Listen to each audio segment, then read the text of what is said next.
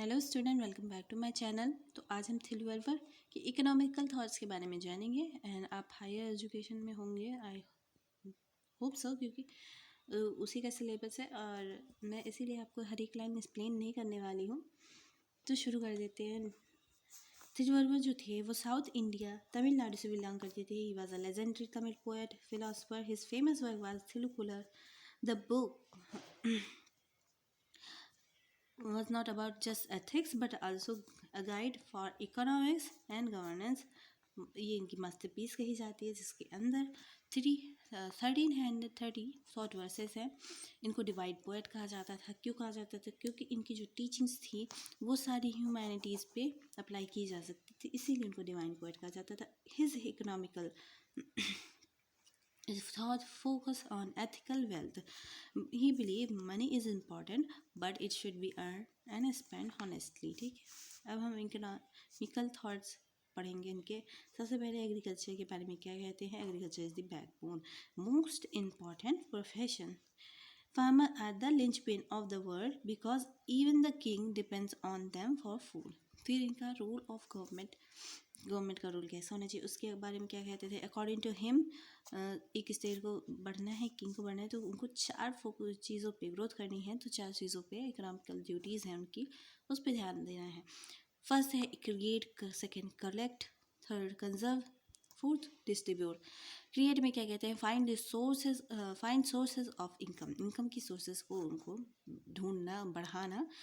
ठीक है। वे कलेक्ट करना, फेयरली क्या है, फेयरली गैदर टैक्सेस जो है वो फेयरली होना चाहिए, किसी में ज़ोर ज़बरदस्ती, सोच समझ के टैक्सेस लगाने चाहिए। कंजर्व, क्या कंजर्व करना चाहिए, protect wealth from being wasted. ठीक। Distribute, spend money wisely for the welfare of people. Poverty is a curse. He hated poverty and considered it the root cause of all suffering. He believed a good government must be worked to eliminate hunger and disease from the society. Against थे begging के, क्या कहते थे, strongly against begging, believe in hard work and self-respect, said earning a small amount is better than getting wealth through bagging. Balance budget, कहते हैं, advice वो करते हैं कि एक पर्सन को, एक स्टेट को should always spend less than what they earn. ठीक है, जितना भी वो अर्न कर रहे हैं उससे कम ही उनको खर्च करना चाहिए हमेशा, हर एक पर्सन को और स्टेट को. ठीक.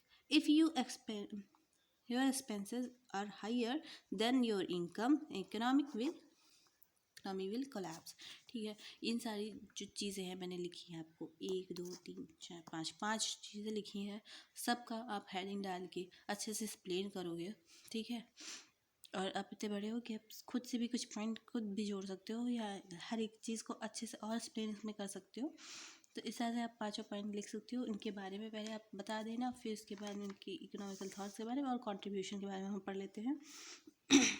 इनको कहा जाता था ह्यूमन सेंट्रिक है. क्यों? क्योंकि जो unlike modern economics which often focus only on numbers, his economics was about the human happiness and morality. ठीक है, क्या कहते थे कि जैसे ethics, economics is just about numbers है ना, स्टैटिक्स, ऐसा मॉडर्न इकोनॉमिक्स के अकॉर्डिंग. बट इनका कहना था कि ह्यूमन को बहुत उन्होंने फोकस किया, उनकी हैप्पीनेस और जो समाज में किस तरह से रहना चाहिए, इन सारी चीज़ों पे भी उन्होंने फोकस किया. ठीक. Welfare state, he was one of the earliest thinker to suggest that primary goal of a wealth is to help the poor and needy. धन का सबसे पहला काम क्या होना चाहिए, उसको गरीब जो हमारे हैं उनको, जो जिनको ज़रूरत है, वो उनकी मदद करनी चाहिए. कि वेलफेयर स्टेट वो चाहते थे. सस्टेनेबिलिटी के बारे में क्या कहते हैं, he promoted the idea of using resources carefully so that the land remain fertile and the people remain prosperous for the generation. ठीक है, आगे आने समय तक वो समृद्ध रहें, उनको भी मिलता रहे और ज़मीन अच्छी बनी रहे. तो ये सारी चीज़ें थी.